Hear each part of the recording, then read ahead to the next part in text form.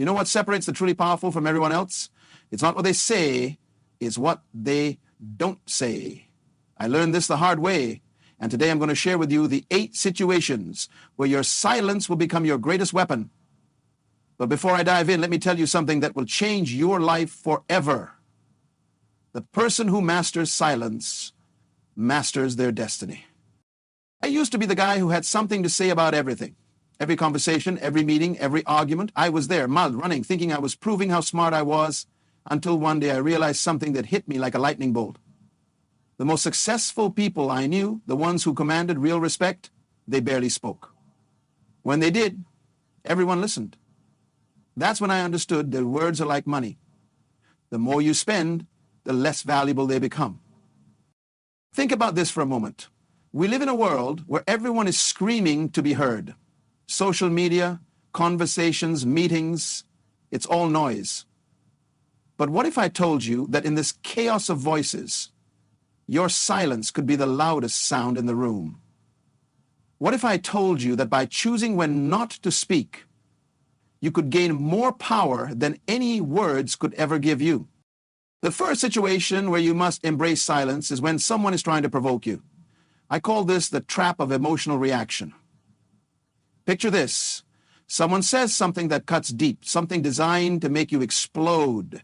Your blood boils, your face gets hot, and every fiber of your being wants to fire back with something equally hurtful or defensive. This is the moment where 99% of people fail. They take the bait, they react, they lose. But here's what I discovered. When someone tries to provoke you and you remain silent, something magical happens. First, they don't get the satisfaction they're looking for. They threw their best punch and you didn't even flinch. Second, and this is crucial, your silence makes them question themselves. Did you not hear them? Are you so unbothered that their words mean nothing? This uncertainty is your power while they're trying to figure you out. You've already won. I remember being in a business meeting where a competitor tried to embarrass me in front of potential clients. He brought up a past failure, twisted the story, and painted me as incompetent. The old me would have defended myself, explained the situation, maybe even attacked back. Instead, I looked at him, gave a slight smile, and said nothing. The room went quiet. Everyone was waiting for my response, but I just moved on to the next point of my presentation. By the end of that meeting, I had signed the biggest deal of my career. Why? Because my silence spoke volumes about my confidence and professionalism. The second situation demands your silence when you're in the presence of someone sharing their pain or struggles. This is where most people mess up catastrophically. Someone opens up about their problems, and what do? We immediately jump in with advice, with our own similar stories, with solutions they didn't ask for. We think we're helping, but we're actually stealing their moment. When someone is pouring their heart out, your job isn't to fix them. Your job is to be a witness to their experience. Your silence gives them space to express what they've been holding inside. It tells them without words that their feelings are valid, that they're being heard, that they matter. This kind of silence is a gift that few people know how to give. I learned this lesson when my closest friend was going through a divorce. Every time we met, I had advice, I had strategies, I had similar stories from other people. One day he looked at me and said, "Can you just listen?" That's when it hit me. My words, no matter how well-intentioned, were drowning out what he really needed, someone to simply be there. From that day forward, I practiced the art of silent support. And you know what? Our friendship became deeper than ever before. The third situation where silence becomes your superpower is during negotiations. Whether you're negotiating a salary, a business deal, or even something as simple as the price of a car, the person who speaks first after the offer loses. This is a law as fundamental as gravity in the world of negotiation. Here's why this works. When you make your offer or state your position and then remain silent, you create pressure, not on yourself, but on the other person. They feel compelled to fill the void, and in filling that void, they often reveal information you couldn't have gotten any other way. They might improve their offer, they might show their hand, they might negotiate against themselves. I once sat in a negotiation for a major contract. After stating our price, which was significantly higher than what they expected, I shut my mouth. The silence lasted for what felt like an eternity, probably 45 seconds. The other party started fidgeting. Then they started talking. First, they explained why the price was too high. Then, without me saying a word, they started suggesting ways they could make it work. By the time they finished talking, they had essentially agreed to 90% of what we asked for, all because I knew when to stop talking. The fourth situation is perhaps the most challenging for people in our modern age. When you're surrounded by gossip. We live in a culture that thrives on talking about others. It's entertainment, it's bonding, it's also poison. When you're in a group and the conversation turns to gossip about someone who isn't there, your silence becomes a statement of character. But here's the tricky part. If you speak up against the gossip, you might come across as preachy or holier than thou. If you participate, you become part of the problem. The solution? Strategic silence. Don't contribute, don't laugh, don't nod in agreement, just be quiet. Change the subject when you get the chance. Your silence in these moments builds a reputation that money can't buy, the reputation of someone who can be trusted. I've watched careers get destroyed by gossip.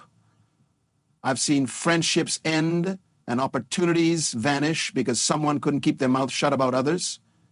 But I've also seen the opposite. I've seen people rise to incredible heights simply because they were known as the person who never spoke ill of others. When you refuse to participate in gossip through your silence, you become the person everyone trusts with their secrets. You become the safe space in a world full of judgment. The fifth situation where silence serves you is when you're learning something new. We live in an era where everyone wants to appear smart. We interrupt with questions to show we're engaged. We share related experiences to prove we understand. We nod and make sounds of agreement. But all of this noise prevents us from truly absorbing what's being taught. True learning happens in silence. When you're quiet, really quiet, you pick up on nuances that others miss. You hear the things that aren't being said. You notice the body language, the hesitations, the emphasis. You absorb not just the information, but the wisdom behind it. This is why the greatest students are often the quietest ones. They understand that every moment spent talking is a moment not spent learning. It transformed my life when I learned to be silent during learning opportunities. Whether it was in business seminars, personal development workshops, or even casual conversations with successful people, I practiced extreme listening. No interruptions, no clever questions to show off my knowledge, just pure, focused silence.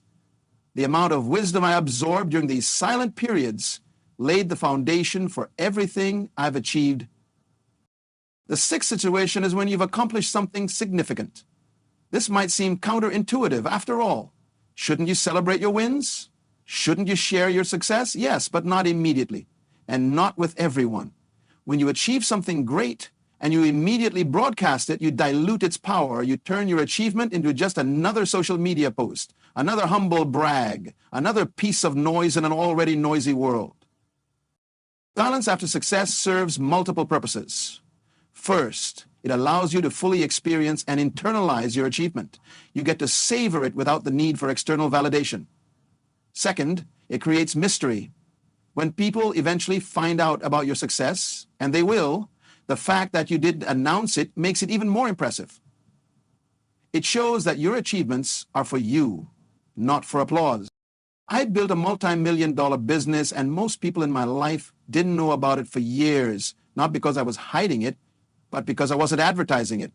When people eventually found out, their respect for me multiplied. They realized I was the kind of person who did things for the satisfaction of doing them, not for the recognition. This kind of silence builds a different level of credibility.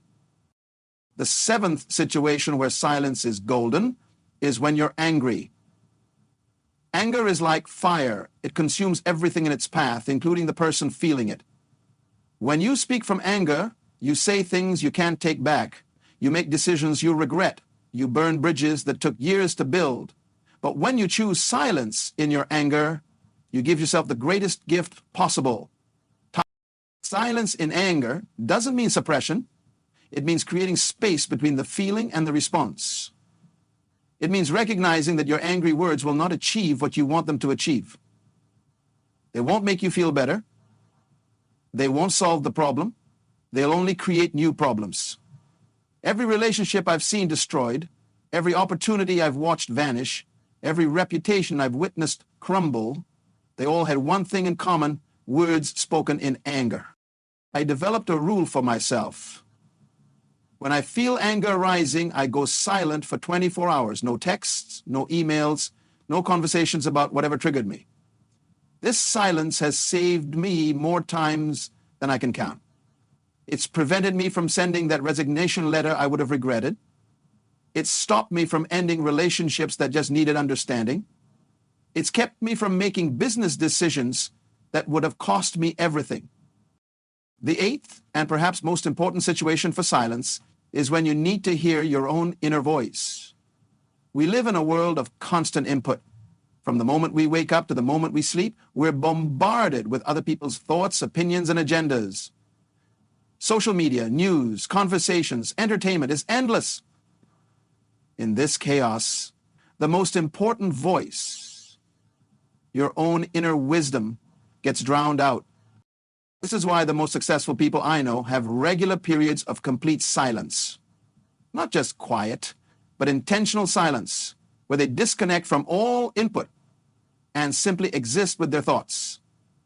In these moments of silence, clarity emerges. Solutions to problems appear. The noise of the world fades, and what remains is truth. I practice this kind of silence every morning. Before I check my phone, before I speak to anyone, before I let the world in, I sit in complete silence for at least an hour. In this silence, I've discovered business ideas that have made me millions.